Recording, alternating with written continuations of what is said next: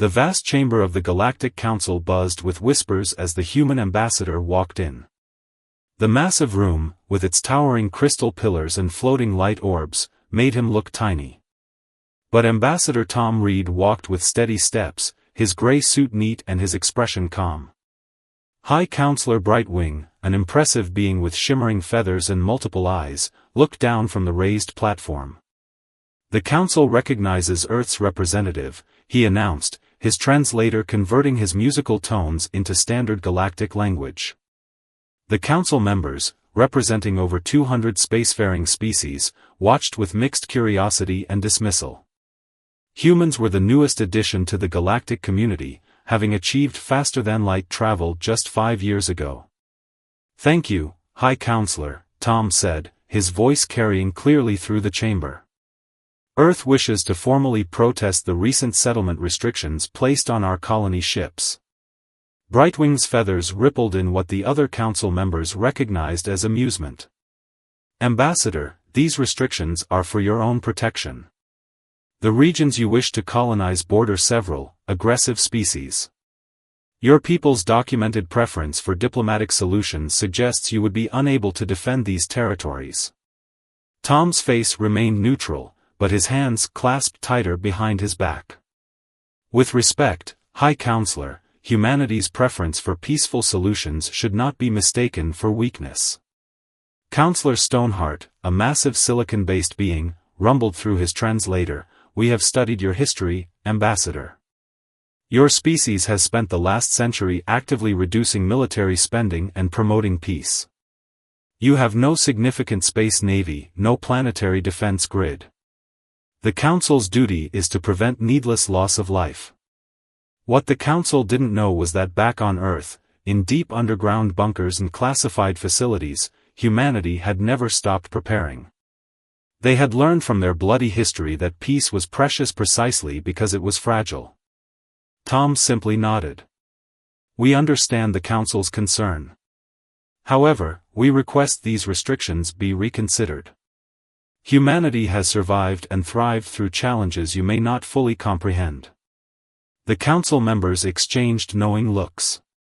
They had seen many young species like this before, idealistic, overconfident, unaware of the harsh realities of galactic politics.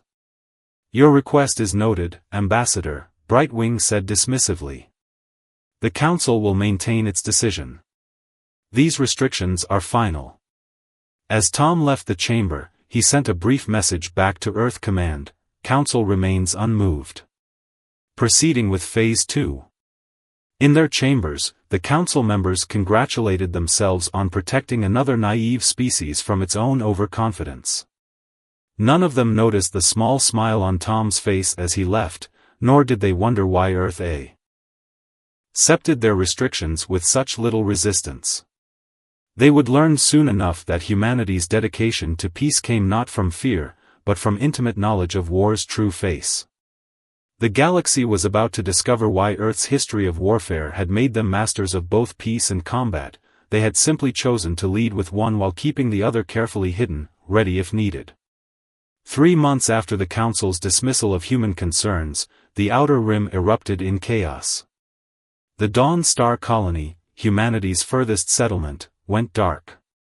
Initial reports indicated a massive pirate fleet, led by the notorious raiders of the Black Void, had descended upon the seemingly defenseless human outpost. In the Council chamber, Brightwing called an emergency session. "This unfortunate incident proves our point," he declared.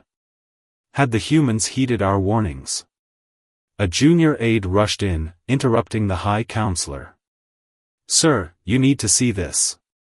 The chamber's massive display screens flickered to life, showing real-time footage from Dawn Star. What the Council saw made their various appendages tremble. The pirate fleet, nearly 30 ships strong, had expected an easy target. Instead, they found themselves caught in a deadly trap. Hidden defense platforms, disguised as mining installations, sprang to life around the colony. Their weapons, unlike anything the Council had documented in human space, carved through pirate shields like paper. But it was the arrival of the human response fleet that truly shocked the Council. 5 ships, each smaller than the pirate vessels, emerged from hyperspace. Their design was peculiar, smooth, dark, and somehow difficult to focus on, as if they absorbed both light and sensor scans. Impossible, Stoneheart rumbled. Our intelligence indicated no human military vessels in that sector. The human ships moved with practiced precision, their formation unlike any standard combat pattern in Council records. They didn't waste time with warnings or demands for surrender. Their first volley disabled the pirates' engines with surgical accuracy. The second knocked out their weapons. The third strike left the surviving pirates with a choice between surrender or losing life support. The entire battle lasted less than 15 minutes. Admiral Baker stood on the bridge of the EDS Ghost, watching the cleanup operation. Unlike the formal dress of diplomats, she wore a simple black uniform with minimal insignia. "Status report," she ordered. 27 pirate ships captured, 3 destroyed when they attempted to ram our positions, her tactical officer reported. Colony defense systems functioning at 98%. Civilian casualties, 0. Baker nodded, then opened a channel to the captured pirate flagship. "This is Admiral Baker of the Earth Defense Force. Your forces attacked a peaceful human settlement. Under normal circumstances, this would be a capital offense."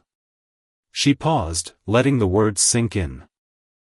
"However, we are willing to show mercy, the very mercy your kind mistook for weakness." In the council chamber, the footage continued playing. They watched as human ships efficiently processed the captured pirates, treating the injured and documenting their crimes with professional detachment. "Note their equipment," one council member whispered. "Those aren't hastily assembled defense forces. Those ships, those weapons, they're well maintained, well tested." This was a military waiting to be revealed. Brightwing's feathers drooped slightly. "Perhaps," he admitted, "we should reconsider our assessment of humanity's capabilities." Back on the Ghost, Admiral Baker received a message from Earth Command, Phase 2 complete. Council observers documented everything. Proceed with normal operations. She allowed herself a small smile. The galaxy was learning what Earth had known for centuries: true peace wasn't achieved through weakness, but through strength and the wisdom to know when to use it. The pirates had expected to find sheep ready for slaughter. Instead, they found shepherds who had learned long ago how to deal with wolves. The Council's assumptions about humanity were starting to crack. But this was only the beginning. In the depths of space, a far greater threat was stirring, one that would shatter their misconceptions completely. The Imperial fleet of the Dread Empire darkened the skies above New Mars, humanity's largest off-world colony. 500 warships, their black hulls decorated with blood-red symbols, moved into attack formation. Their leader, Supreme Commander Vale, stood on his flagship's bridge, his scaled skin reflecting the dim light. "Send the message," Vale ordered, his razor-sharp teeth gleaming. "Let us see how these peaceful humans respond to real power." In the council chamber, emergency alarms blared. The Dread Empire, ancient and feared, had avoided conflict with council species for centuries. Their sudden aggression toward humanity sent shockwaves through galactic politics. Ambassador Tom Reed stood calmly before the council again, but this time, there was steel in his voice. "The Dread Empire demands Earth's immediate surrender. They threaten to destroy New Mars as a demonstration. We request council intervention." High Counselor Brightwing shifted uncomfortably. "The Council regrets that we cannot intervene. The Empire's strength is beyond our capability to challenge. We recommend accepting their terms to save lives." Tom's expression hardened. "Even though they demand half of Earth's territories and population as tribute?" "Better half than all," Stoneheart rumbled. "You have no choice. Your peaceful nature—" "Let me be clear," Tom interrupted, his quiet voice somehow filling the chamber. "I'm not here to ask for military aid. I'm here to give you a warning. Clear all Council ships from the sectors surrounding Earth space. What happens next? He paused, looking each Council member in the eye. What happens next will reshape your understanding of humanity. Back on Earth, in a facility deep beneath the Rocky Mountains, General Parker stood in the Global Defense Command Center. Massive screens showed the Empire's fleet positions, troop movements, and strategic analyses. All hidden fleets reporting ready, his aide announced. Operation Awakening is prepared to launch. Parker nodded, his weathered face grim. Send the response to their ultimatum. Above New Mars, Vale received the human transmission. He expected pleas for mercy or desperate negotiations. Instead, he got 6 words. You have made a terrible mistake. Suddenly, his sensors exploded with new contacts. Hidden bases on New Mars's moons activated, revealing massive defense platforms. But more shocking was what emerged from the colony itself, hundreds of ships rising from underground hangars, their designs unlike anything the Empire had encountered. Impossible. Vale hissed. Our intelligence said they had no significant military. On Earth, Parker gave the final order, all fleets, execute Operation Awakening. Show them why humanity chose peace. Across human space, hidden bases and secret shipyards revealed themselves. Ships that had masqueraded as cargo vessels transformed into warships. Civilian stations deployed military-grade shields. Every human world bristled with defenses that had been carefully concealed for years. In the Council chamber, the members watched in stunned silence as displays showed the true extent of human military power. Their supposedly peaceful new species had maintained a fighting force that rivaled the largest military powers in the galaxy. We need to evacuate nearby systems, Brightwing whispered. The Empire, they don't know what they've awakened. Tom Reed stood at the chamber's window, watching the distant stars. Humanity had hoped to join galactic society without revealing their full strength. They had genuinely wanted peace. But if war was forced upon them, the galaxy was about to learn why humans had worked so hard for peace, because they knew better than anyone what they were capable of when pushed to war. The battle above New Mars began with neither a bang nor a whimper, but with perfect silence. Human ships, their stealth systems active, slipped through the Empire's formation like ghosts through fog. The first sign of their attack came when 20 Imperial warships suddenly lost power, their crews finding themselves trapped in ships that had become little more than metal coffins floating in space. Report. Supreme Commander Vale bellowed as more vessels went dark around his flagship. Unknown weapon type, his tactical officer responded, scales pale with fear. They're somehow shutting down our systems without firing a shot. Admiral Baker's voice broadcasted across all frequencies, this is your only warning.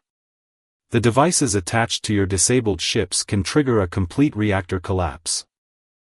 Withdraw now, or we will demonstrate this on an empty vessel. Vale sneered at the threat, until one of the powerless ships exploded silently, its reactor core apparently dissolving into nothing, leaving behind only twisted debris. Impossible, Vale whispered. No species has developed void collapse technology. In the Council chamber, the gathered representatives watched the footage with growing awe and horror. Humanity hadn't just built weapons, they developed entirely new types of warfare. Those aren't standard military tactics, Stoneheart observed. Look at their formation, they're not fighting like a species that just developed space travel. Because we didn't, Ambassador Reed explained quietly. We found ruins on Mars 50 years ago. Ancient weapons, star maps, warnings about threats like the Empire. We didn't rush into space unprepared, we spent decades planning, building, preparing. The battle continued to unfold. When the Empire's ships finally began firing, their weapons met barriers that seemed to bend space itself. Human vessels phased through solid matter, appeared in impossible places, struck from angles that shouldn't exist in normal space. On the Ghost, Admiral Baker coordinated the defense. "Launch the swarms," she ordered. Thousands of small objects ejected from human ships, each no bigger than a coffee mug. They moved with impossible acceleration, surrounding Imperial vessels in complex patterns. Targeting their command and control systems, Baker's tactical officer reported. Quantum disruption field active. Vale watched in growing despair as his fleet's advanced targeting systems began showing impossible readings. Ships fired at enemies that weren't there, while real threats slipped past their defenses. The humans weren't just fighting, they were rewriting the rules of space combat. In a hidden facility on Earth, General Parker monitored the battle's progress. "Deploy the Titan units," he commanded. From New Mars's surface, massive shapes began to rise. They weren't ships, they were mobile battle stations, each the size of a small city. Their surfaces rippled with energy fields that made them look like moving pieces of space itself. "By the void," Vale breathed. "What are they?" "We call them planet breakers," Baker's voice came through again. "We built them after finding records of what your empire did to other civilizations. We decided that if we ever met species like you, we'd be ready." The Titans moved with a grace that defied their size. Their weapons reached out with tendrils of pure energy, wrapping around Imperial ships and simply unmaking them. No explosion, no debris, just empty space where warships had been. In the council chamber, Brightwing's feathers were completely flat against his body, a sign of extreme distress. All this time, they weren't reducing military spending. They were just hiding it. "No," Tom corrected. "We were advancing it. Every peace treaty we signed gave us more time to prepare. Every diplomatic mission taught us more about potential threats. We chose peace because we knew exactly what we could do in war." The battle was no longer a battle, it was a demonstration. Humanity wasn't just defeating the Empire, they were showing the galaxy exactly why they had worked so hard to avoid this moment. News of the Battle of New Mars spread through the galaxy like wildfire. The Dread Empire's unstoppable fleet had been reduced to scattered remnants in less than a day. Supreme Commander Vale, once proud and fearsome, now sat in a human detention center, his scaled face hollow with shock. But humanity wasn't finished. "Launch Operation Lighthouse," General Parker ordered from Earth Command. Across human space, hundreds of hidden facilities activated. Jump points, previously masked by advanced technology, revealed themselves.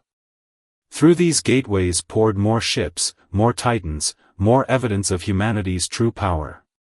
In the council chamber, representatives from various species argued frantically. "They're launching attacks on Empire territory," Stoneheart announced, his crystalline form vibrating with anxiety. "Not attacks," Ambassador Reed corrected, standing calmly in the center of the chaos. "We're liberating worlds the Empire enslaved. Worlds that the Council abandoned to their fate." On the viewing screens, human forces approached Empire-controlled planets. But instead of the devastating weapons they'd used at New Mars, they deployed different technology. Massive shields enveloped enslaved worlds, protecting them from Empire reprisals. Relief ships followed, bringing food, medicine, and hope. Admiral Baker stood on the bridge of the Ghost, watching as another Empire fortress world came into view. "Deploy liberation protocols," she ordered. "Minimal casualties, maximum impact." The human fleet moved with surgical precision. Empire defense systems simply shut down. Command centers found themselves cut off from their troops. Orbital weapons platforms turned on their former masters.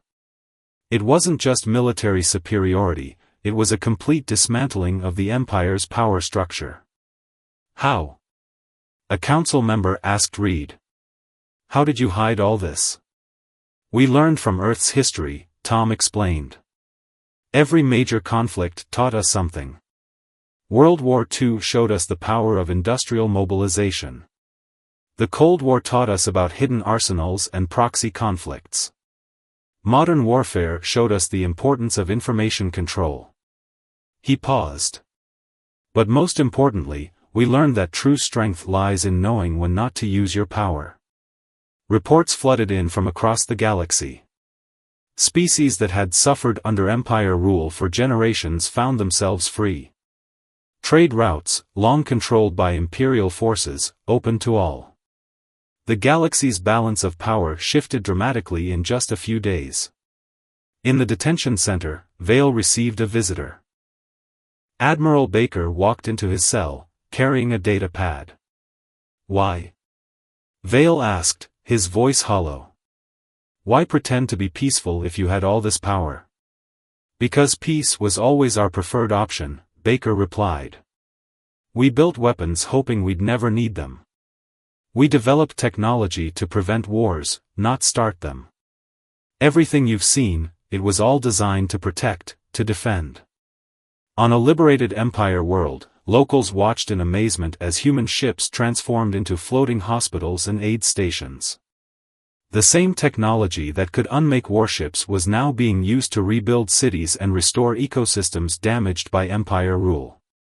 Back in the Council chamber, Brightwing made an unprecedented announcement. "The Council acknowledges its error in judgment regarding humanity. We formally request Earth's assistance in reforming galactic law to prevent future threats like the Empire." Tom Reed nodded slowly. "Earth accepts, with one condition: the galaxy must understand that peace isn't the absence of strength. True peace comes from having the power to wage war but choosing not to." As human ships continued their campaign of liberation, the galaxy began to understand a fundamental truth: they had never encountered a species quite like humanity before, one that had mastered both the art of war and the wisdom of peace. Just when victory seemed certain, the Empire revealed its desperate final gambit. From the depths of uncharted space, an ancient weapon emerged, a massive construct that dwarfed even the human titans. The last Emperor himself, hidden for centuries, had awakened his species' ultimate weapon, the World Eater. All forces, battle stations, General Parker's voice rang through every human ship.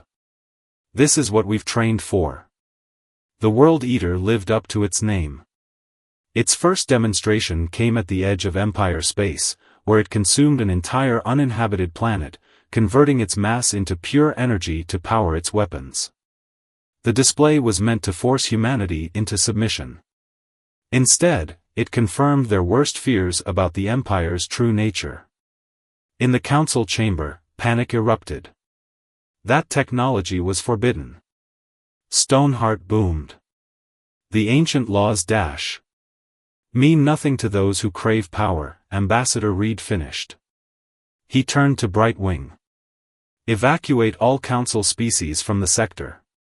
What happens next will reshape the galaxy itself." Admiral Baker stood on the Ghost's bridge, coordinating with the gathered human fleet. Every ship, every Titan, every weapon humanity had revealed, and some they hadn't, assembled for this final battle. The largest gathering of military might since Earth's darkest wars. "All ships, execute Formation Phoenix," Baker ordered. The fleet moved in perfect synchronization, forming an intricate pattern that seemed to fold space itself around them. The last Emperor's voice boomed across all frequencies: "Witness true power, humans. Your advanced technology means nothing against the might of ages. Surrender now, or watch your worlds die one by one."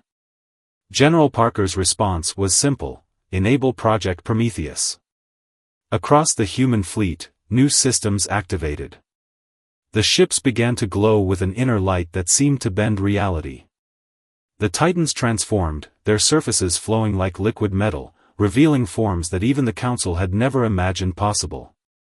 "Impossible," the last Emperor whispered. "Those are precursor designs. No species could have deciphered them." "We found more than weapons on Mars," Baker transmitted back.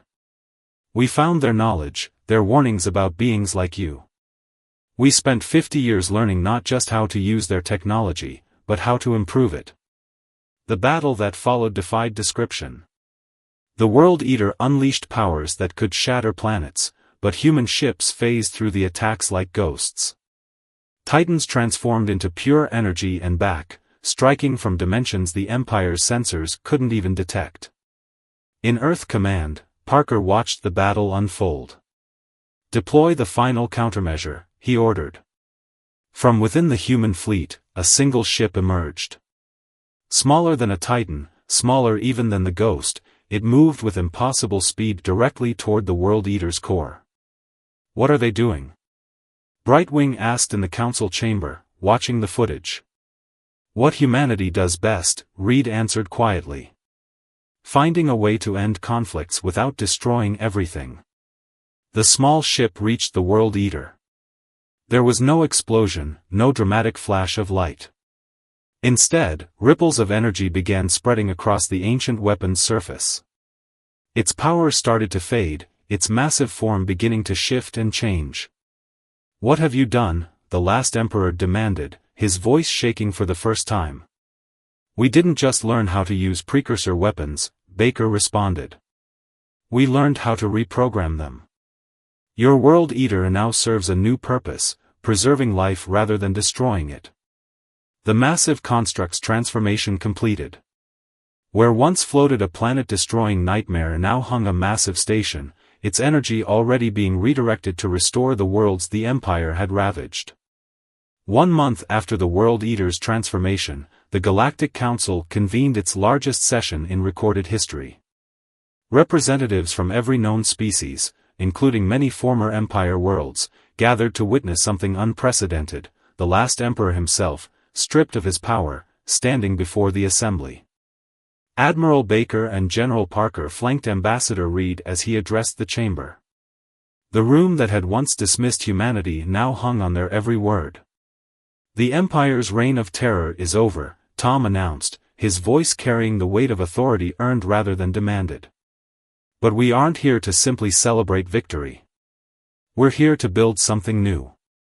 The transformed World Eater, now called the Genesis Station, appeared on the chamber's displays. It floated majestically in space, surrounded by ships from dozens of species working together to harness its restorative powers. "Humanity could have used this moment to establish our own empire," Baker added, stepping forward. "We have the technology, the weapons, the power. But that was never our goal." The last Emperor, his ornate robes replaced by simple clothing, spoke up. "Why? Why show mercy when you could have destroyed us completely?" General Parker answered, his weathered face serious. "Because that's the lesson we learned from our own history. True victory isn't about destruction, it's about transformation. Just as we transformed your weapon of death into a tool of life." Brightwing rose from his seat, his feathers shimmering with renewed vigor. "The Council proposes a new galactic charter. One that recognizes humanity not just as members, but as teachers. We need to learn from their example." Stoneheart rumbled in agreement. "They showed us that peace through strength doesn't mean peace through fear. It means having the power to wage war but the wisdom to seek better solutions." The chamber erupted in discussion as details of the new charter were presented. Former Empire worlds would receive aid and representation. Military technology would be regulated but not banned. And most importantly, a new defensive alliance would be formed, with humans sharing their knowledge of both war and peace. "We will teach you everything," Tom promised. "How to defend yourselves, how to maintain peace, how to transform weapons into tools of creation. But in return, we ask one thing: remember why we hid our strength for so long." The Genesis Station's work continued in the background. Destroyed worlds were being rebuilt. Damaged ecosystems were healing. Former enemies worked side by side, learning that cooperation could achieve more than conquest ever could. In Earth Command, Parker looked at a message from the President: "Phase final complete. Operation Hidden Guardian concluded successfully." Baker stood at the Ghost's viewport, watching ships from former Empire worlds training alongside human vessels. "Did you ever imagine it would end like this?" she asked Tom, who had joined her after the council session. "Not an ending," he replied, smiling slightly. "A beginning. We spent 50 years preparing for war, hoping we'd never need to fight. Now we get to spend the next 50 teaching others to do the same." The last emperor, now simply a civilian named Vale, approached them. "I understand now," he said quietly. "Your fear of war wasn't weakness. It was wisdom born from understanding its true cost." Across the galaxy, human ships began their new mission. Not as warriors or conquerors, but as guardians and teachers. The Titans transformed into mobile learning centers. The stealth fleets became exploration vessels. The quantum weapons were repurposed for scientific research. In the council chamber, as the new charter was signed, Brightwing made one final observation: "We thought humans feared war because they were weak. We were wrong. They feared it because they were strong enough to understand its true power, and wise enough to find a better way." The galaxy had learned its lesson. Humanity's greatest strength wasn't their hidden weapons or advanced technology. It was their ability to choose peace even when war was an option, and their determination to teach others to do the same.